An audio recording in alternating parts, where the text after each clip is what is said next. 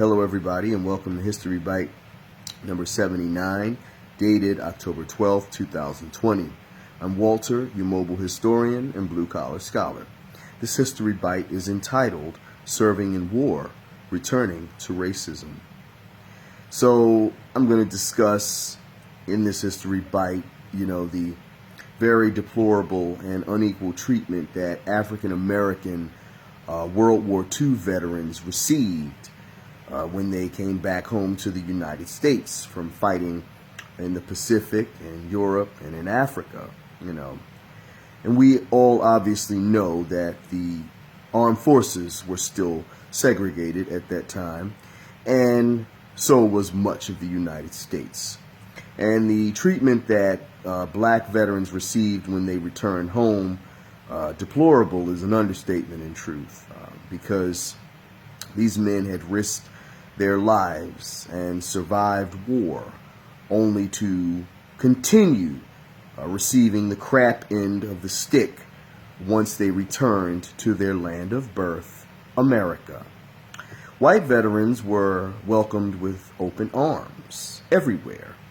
Black veterans, at times, were met with outright brutality. And what do I mean by that? I'll explain.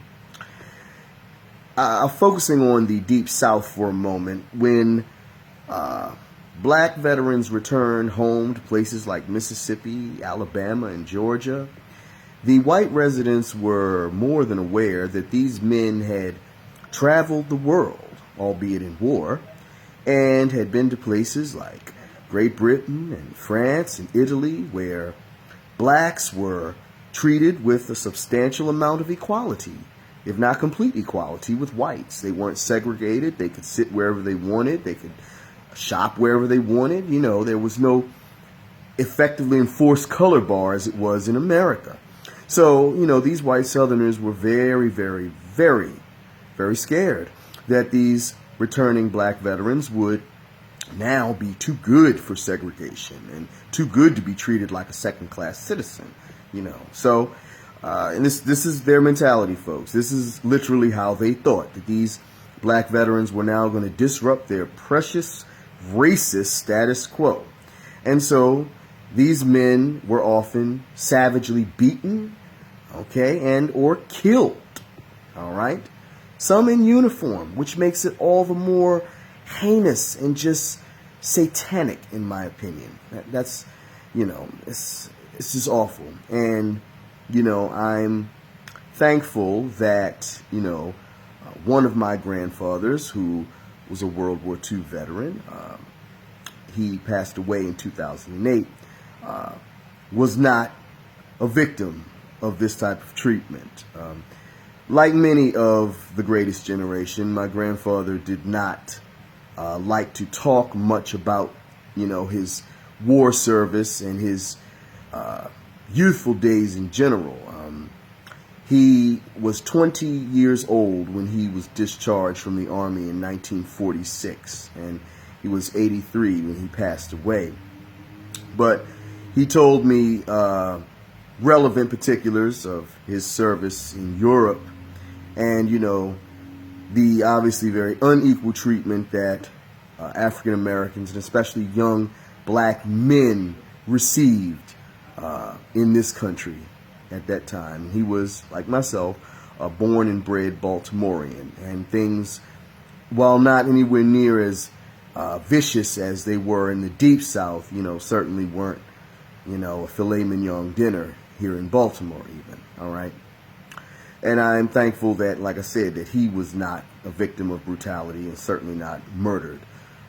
He returned back to his land of birth. But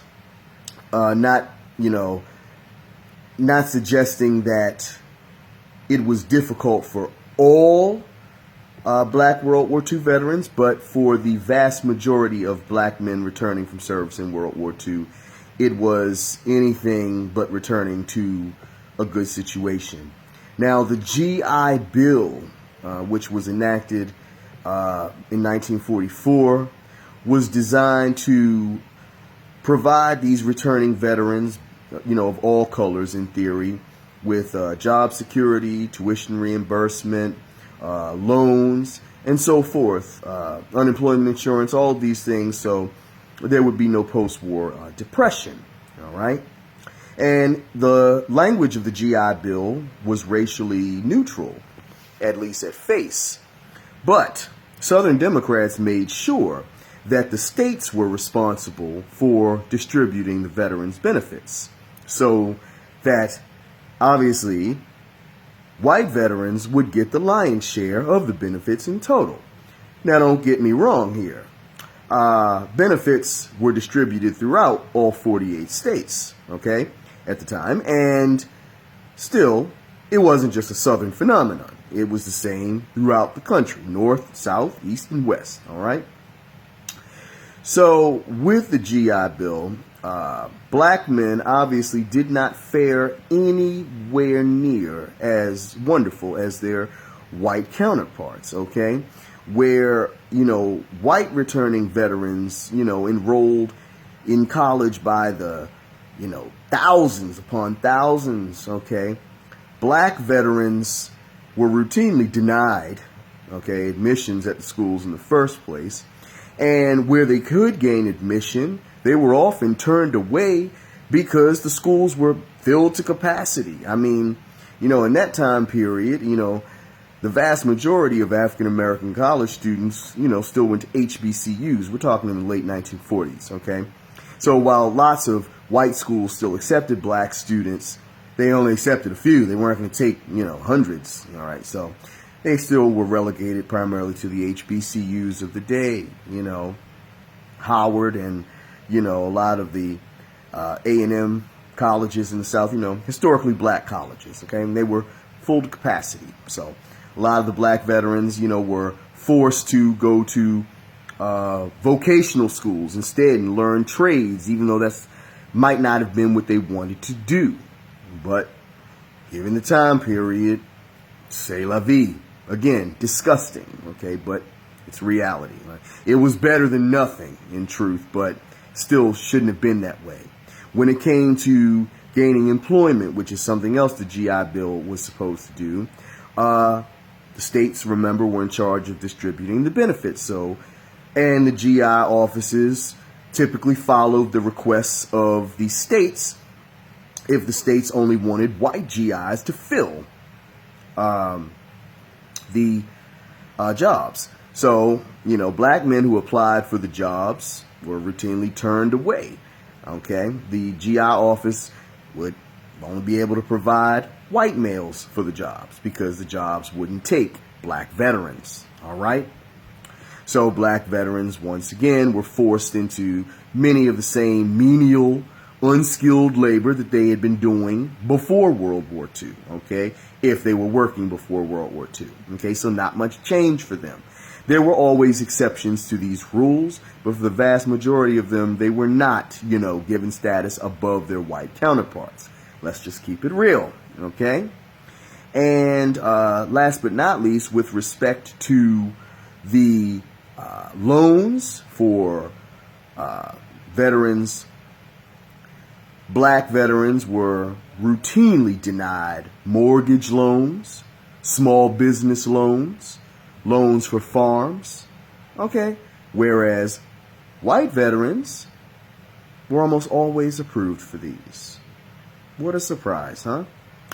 So, black men returning from service in World War II encountered the same crap, the same deplorable, unequal treatment that they knew before they went overseas to fight for freedom and equality, okay? So you can just imagine the anger and the resentment that they felt when they came back to their land of birth, some of whom probably may have naively expected things to be different now, but found not only the same thing, but in a lot of circumstances, even more hostile treatment. Because now these guys are going to be all uppity and everything because, they've been in England and France and, they don't treat their black people the way we do here in America. So that's literally how they thought. I'm being facetious, but that's literally how they thought, that these black men would come back and want to alter their status quo.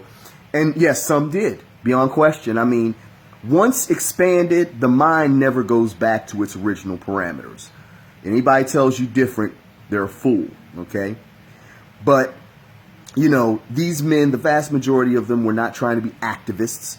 They just wanted fair treatment. And sadly, they got fairer treatment in foreign lands than what they did in their native land, okay? So the GI Bill did not bring about, any form of equality or fair treatment for black war veterans, okay? It basically guaranteed the white war veterans whatever they needed. But as for the black war veterans, if they were fortunate, they might be able to scrape up some crumbs from the GI Bill at most. But overall, 'twas not to be. And, that's just a synopsis of... So, in essence, as I conclude, I just say that the struggle for equality for African Americans in this country did not hardly end with World War II, but one could say that was the true beginning of the civil rights movement.